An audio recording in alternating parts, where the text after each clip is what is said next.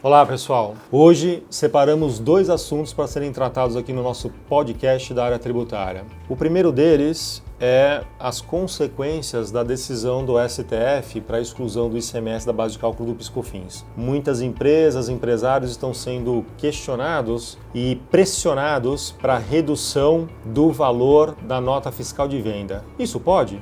E o segundo assunto é o teto de 20 salários mínimos para recolhimento do Sistema S. Como está esse assunto? Posso alterar isso na via administrativa? Bom, o primeiro assunto diz respeito à exclusão do ICMS da base de cálculo do PIS/COFINS. Temos recebido questionamentos de contadores, empresários, de empresas, nos questionando se, quando da exclusão do ICMS da base de cálculo do PIS/COFINS, a empresa pode fazer a alteração do PIS e COFINS destacados nas notas fiscais. Então imagine uma empresa que no passado fazia uma nota fiscal no valor de 100.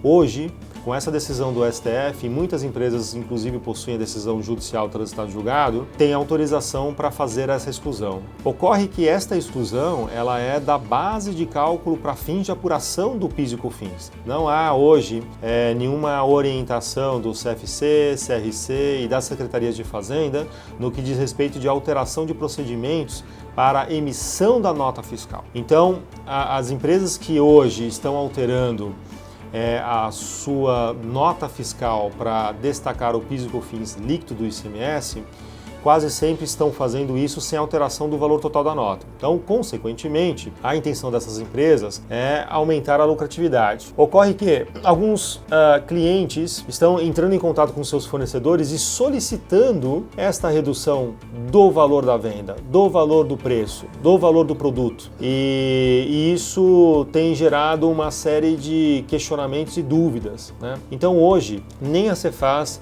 nem o CFC e nem o CRC dispuseram acerca da autorização para alteração nem do XML nem das notas fiscais. Então vamos separar a solução em duas frentes. Número 1, empresa que possui ação judicial transitada em julgado, ou seja, o direito judicial para a exclusão do ICMS da base de cálculo do PIS/COFINS. Nessa situação, a empresa poderia emitir uma nota e no XML fazer o destaque do PIS/COFINS líquido, porque ela possui uma decisão judicial transitada em julgado em seu favor, né?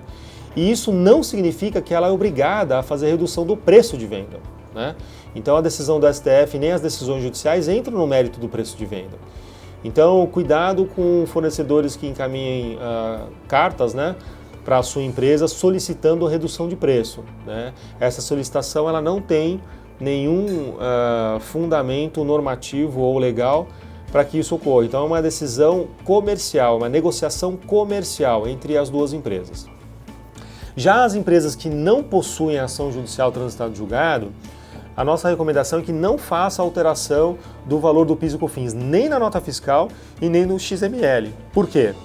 Porque essa alteração ela carece de normatização, ela carece de legislação, ela carece de autorização legislativa para fazer tal alteração. Então, para que a gente evite contingências para as empresas, seria recomendado que se fizesse ou uma consulta, né, à Cefaz da sua localidade, perguntando se essa alteração na nota fiscal pode ser feita, a negociação com os fornecedores e com os clientes, né?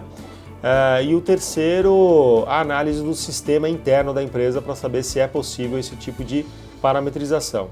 Então, a simples carta dos seus fornecedores ou clientes não é documento hábil para que a sua empresa ou reduza o preço de venda ou faça qualquer alteração, seja na nota fiscal ou no XML, ok?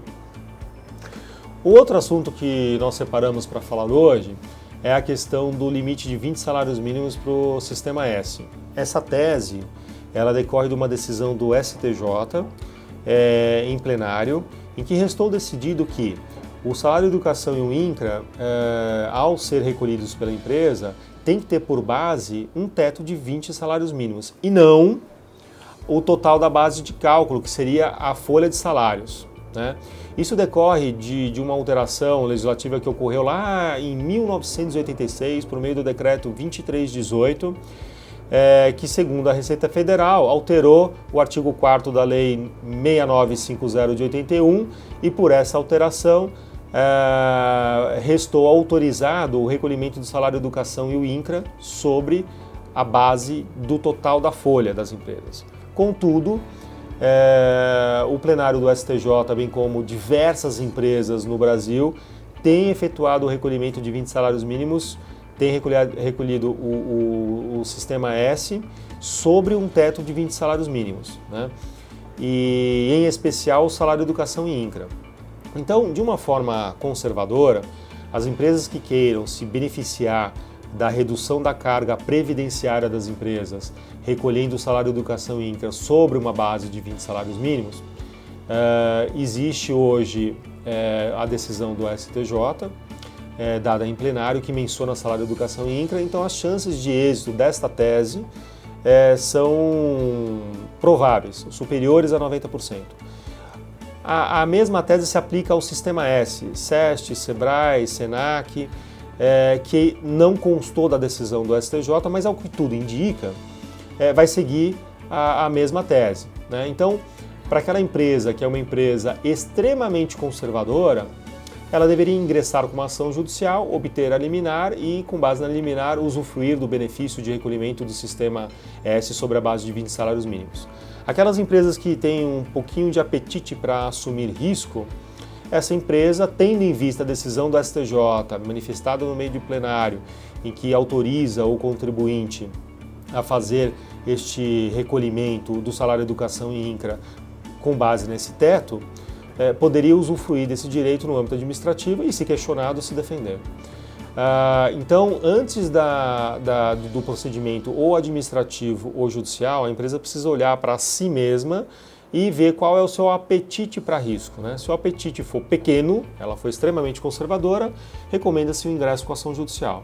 Se ela tiver um apetite moderado para arrojado, ela pode se beneficiar do recolhimento do salário educação e INCRA, que hoje representa 2,7% do valor da folha, e isso tende a trazer para a empresa um benefício financeiro relevante, porque a gente está falando da recuperação dos últimos 5 anos, bem como a parametrização para que ela usufrua desse benefício daqui para frente, né?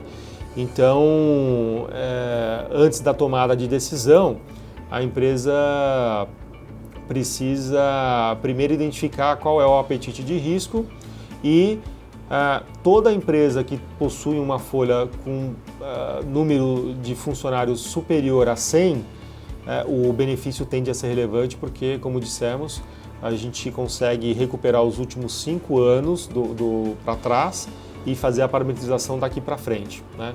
Então, não resta dúvidas de que uma empresa que hoje possua uma folha com um número de funcionários igual ou superior a 100, essa tese é uma tese extremamente relevante para a economia de fluxo de caixa e dar um fôlego para as empresas.